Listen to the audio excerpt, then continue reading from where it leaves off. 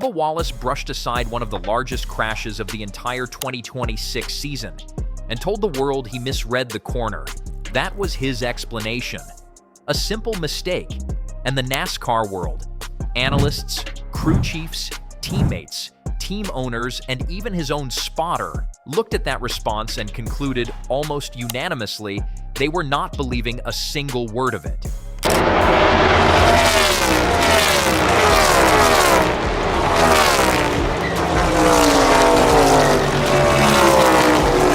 To understand why this moment carried so much weight, you need to understand what Bubba Wallace was stepping into at Martinsville that Sunday. He arrived for the Cookout 400, sitting third in the Cup Series standings, a genuine championship contender in a 23-Wext racing Toyota that had appeared like one of the fastest cars on the circuit all season. Saturday practice had gone perfectly. Wallace was the fastest car in the final session. His team felt confident. The setup seemed locked in, and everything pointed toward a strong result on race day. That was the version of Bubba Wallace that showed up at Martinsville, the version that progress. If you have followed Wallace's career at all, you already know this is the part of the story where the risk begins, because Bubba Wallace, when things go wrong, is a driver who can carry that frustration inside the car in a way that affects how he races. And at Martinsville, one of NASCAR's tightest, most unforgiving half-mile ovals, a track where the walls are never more than a mistake away, frustration in a 300-400-pound race car is a combination that rarely ends quietly.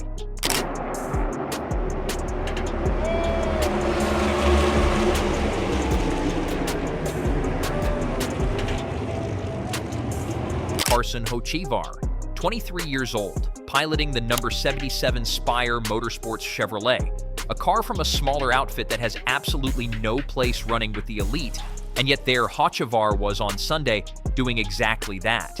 He had started 7th, was running steadily inside the top 15 for most of the afternoon, and his team radio was calm and composed. His car was quick, his execution was sharp. For a young driver still building his reputation in the Cup Series, it was the kind of Sunday that begins to turn heads in the garage, and then came the restart that set the entire thing on fire. With about 77 laps left, the field lined back up, and Hocevar did what aggressive young racers do. He attacked. He dove to the inside and went 3 wide heading into turn 1, squeezing past Wallace in a move that was, by every rule in the book, completely legal. Tight? Absolutely. Uncomfortable? For Wallace, almost certainly.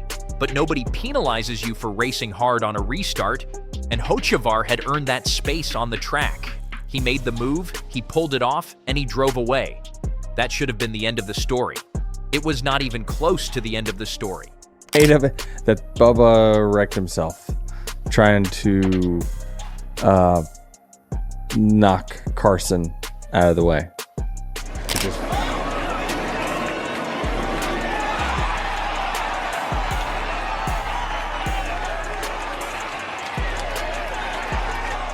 Here is what you should understand about Bubba Wallace before lap 324 even unfolds. This is not his first entry in the NASCAR temper record. Back in 2022, Wallace received a 1-race suspension, the first NASCAR had handed out in nearly 50 years, after he intentionally drove into Kyle Larson and spun him around at Las Vegas Motor Speedway. NASCAR also fined him $2,000 for another incident at Chicago, where he crashed into Alex Bowman on the cool-down lap after the race had already ended. These were not accidental situations. They were choices made in frustration, in the intensity of competition, and Wallace paid the price for both of them. The NASCAR garage noticed the pattern had already been set. So when Wallace lined up behind Hocevar on the very next lap after that 3-wide restart, with anger rising inside that cockpit, the history behind what followed was impossible to ignore. I know Bubba got riled up because Carson put him 3 wide on a restart and put him in a bad spot, and Bubba didn't like that. But you know, it's Martinsville, and I've lost my temper a bunch of times at Martinsville and probably done stuff like this too. But you know, it's tough when you crash a guy like that and then wind up in the crash yourself and 11 other people, and your day is done, and it wipes out so many cars. So I think Bubba just lost his cool. He didn't like the move that Carson put on him early in the race, and then kind of lost his cool there and wound up crash into 77 and himself and several others. So on lap 324, Wallace made his charge into turn 3. He pushed his number 23 Toyota straight into the rear of Hocevar's car. One impact. The car stayed steady. The pack was bunching up ahead of them, and for a second, it seemed like it could simply be a racing incident. A tough collision between two angry competitors, but Wallace refused to lift. He struck him again, and then once more. 3 distinct hits, each one heavier than the previous, until the number 77 eventually went spinning off turn 4 and straight into the line of the entire field. 12 cars were swept into the crash. Austin Dillon, Daniel Suarez, Chris Buescher, Austin Hill, Zane Smith, Eric Jones, Connor Daly, John Hunter Nemechek, Michael McDowell, and even Wallace's own 23-6 racing teammate, Riley Herbst. The front stretch became a parking lot. Wallace's car was completely destroyed.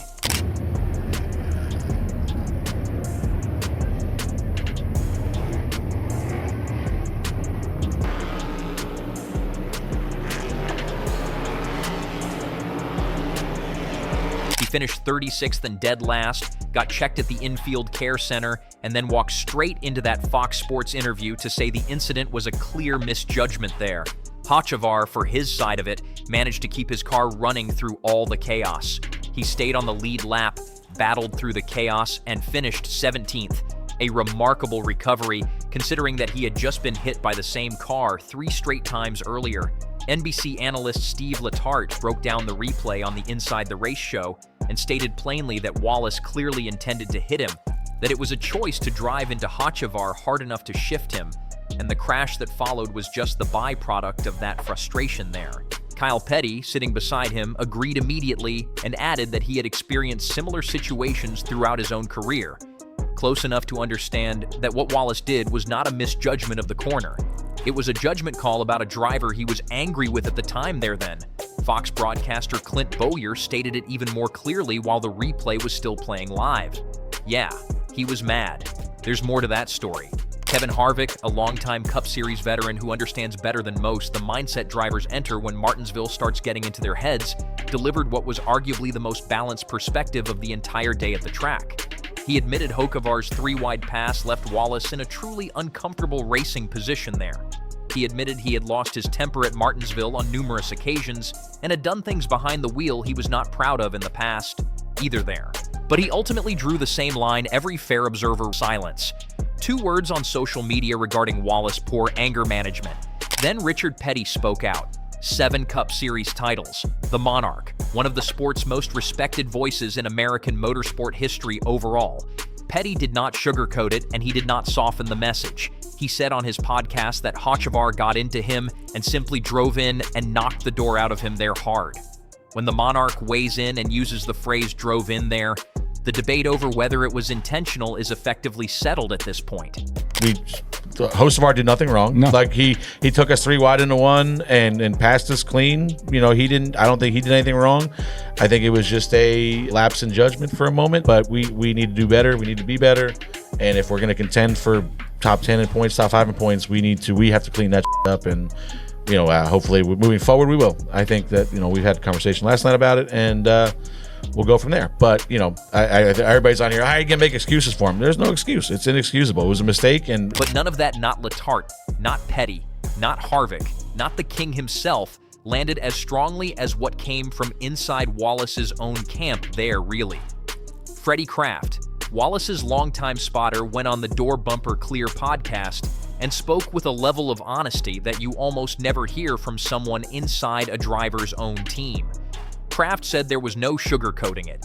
He took Wallace at his word about the misjudgment, but then added that if it genuinely was a misjudgment, it was a really bad one, and that it hurt there. He said Hocevar had done nothing wrong. He took them 3 wide on the restart and passed them clean. Oh, yesterday, listen, there's not really any sugarcoating about it. I don't know I got to take Bubba for his word. He said he misjudged. If he misjudged, it was a really bad misjudgment, and it hurts. You know, I mean, we went from third in points to now I think we're like tied for 8th with 5 other guys. So essentially, we were 11th in points, and it can't happen. You can't have those moments. And if you want to be a contender for the championship or a contender to be top 5, top 7, 8 in points, whatever it is, that can't happen. Kraft admitted openly he understands Wallace intended to get into Hocevar, but said he does not believe Wallace intended to wreck his own car or end his own race in the process there. The move was calculated to a degree, but then went beyond that limit and spiraled out, taking everything with it. He called the entire incident inexcusable. That word inexcusable coming from the man who sits in the spotter's stand and speaks to Bubba Wallace across every lap of every race carries a weight no outside analyst can match there really. Denny Hamlin, who co-owns 23X Racing with Michael Jordan, echoed all of it on his Actions Detrimental podcast episode. Hamlin said he understood what happened, that Hocevar's restart move was aggressive and exactly the kind of move that gets under a driver's skin, but he was not letting Wallace off the hook there. Bubba wrecked himself trying to move Carson out of the way. Hamlin said he just did not lift, kept driving in, and ultimately caused himself and others to crash in the end. When your team owner sits down to record his podcast and the main story is his own driver wrecking out of anger, the week has gone as badly as it possibly can in this case. Of it that Bubba wrecked himself trying to knock Carson out of the way. It just didn't let up and just kept driving in there, and eventually it caused him to wreck himself and others. That's my take from watching it. And an untimely caution. Untimely caution for us. The figures make the damage impossible to ignore here. Heading into Martinsville, Wallace sat 3rd in the Cup Series standings, a true championship position that suggested this was his season to compete at the highest level possible season. He finished Martinsville running in 11th place. One event, single lap, 3 impacts there, and 60 to 70 points were handed directly to his teammate Tyler Reddick, who has been winning races and stacking strong results while Wallace threw away his season in 4 corners there. Dale Earnhardt Jr. explained it the only way he can, noting on his show that the point system is designed precisely to expose moments like this across a season. One heat-of-the-moment error, one mental short circuit, and standings change in ways that can take months to recover from. And the countdown on recovery is already running now. Now, Bristol arrives April 12th, and this storyline does not get any quieter at Bristol. Bristol is a half-mile concrete oval with walls everywhere and nowhere to hide. It is the track that takes whatever tension exists inside the garage on Friday and doubles it by Sunday afternoon. Hocevar, who has already made it clear he is not changing his driving style for anyone, will race Bristol exactly the way he raced Martinsville. Hard, aggressive, and unapologetic there. Wallace, who is now sitting 11th in the standings with his championship window narrowing quickly, needs a reset. He needs clean laps, a strong result, and a race weekend that produces a different kind of headline. But needing a reset and getting one at Bristol are 2 very different things. Bristol does not give you a reset.